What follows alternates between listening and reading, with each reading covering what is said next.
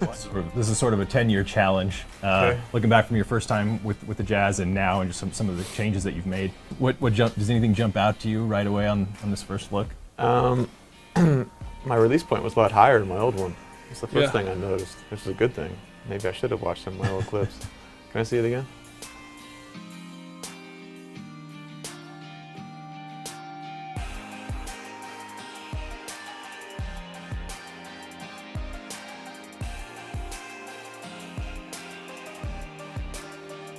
You can tell you really Tighter. have made a change from there. Yeah, though, for this is all tighter. being back here. Yeah. There's a little, it slides a little back then. Trying to go get the ball more now. You Yeah. know what I mean? Like that's probably the biggest thing. Strong, That yeah. one, it comes to you, not when you're trying to go get it. How much of these changes have been just things that you've drilled down on, or how much has been sort of necessity out of, whether it's injury or just kind of the game changing?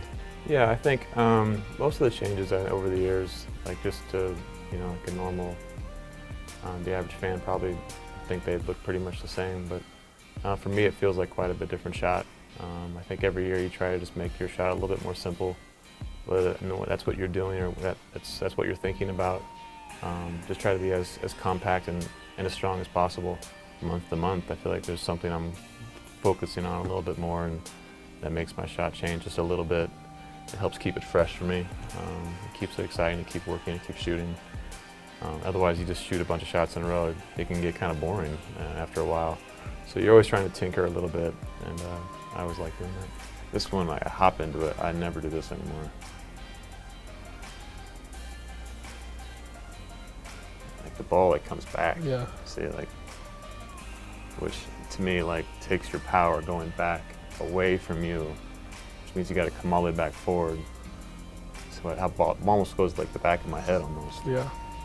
Like now I try to keep it. Yeah, like out that in one on the front. left, it doesn't ever get really past your nose. But do you have a checklist as you're going through? I mean, it happens so fast. I don't know that you have time to kind of go through a checklist.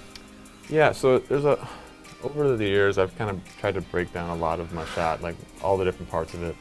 Obviously you can't think about all those things every time you shoot, but usually you try to find usually before the game or in practice, I'll try to think about find one or two things where I feel like if I'm really locked in on this certain mechanic, I feel confident about making it during the game. So whether that's how I'm catching the ball or a higher release point, landing in front of the line, getting my shoulder square, how I'm squeezing the ball, how I'm finding the ball. Just I try to find one little thing and then just kind of try to focus on that. And it helps give me confidence. And you miss a couple and you can go back to that thought I had before the game where it's like, but if I do this, it felt really good earlier.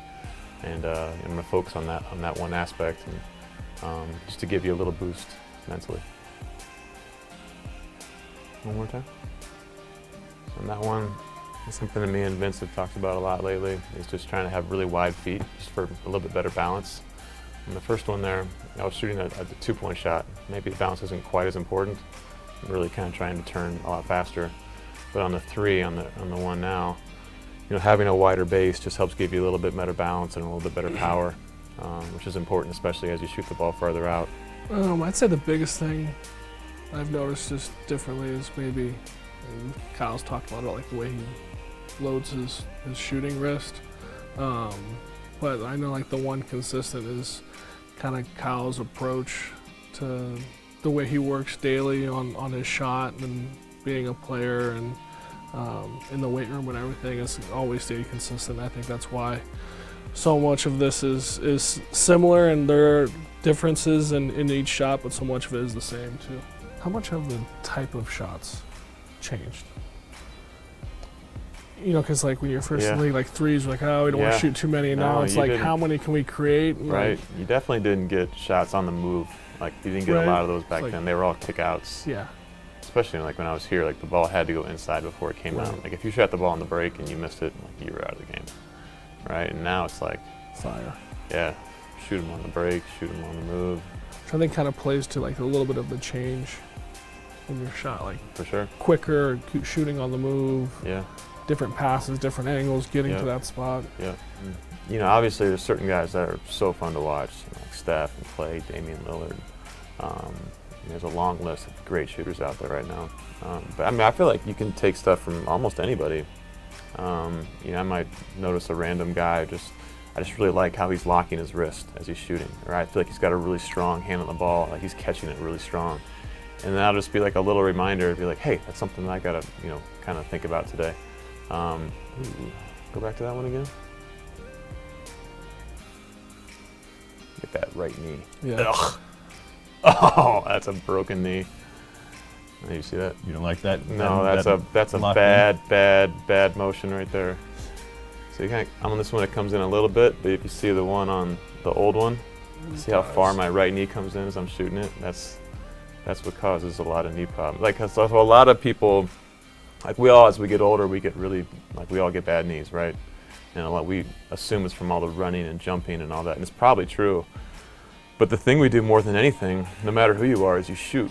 And if you shoot with mechanics where you got your knees bending in all the way, you're not using your hips properly, you just get all this tendonitis and like knee pain.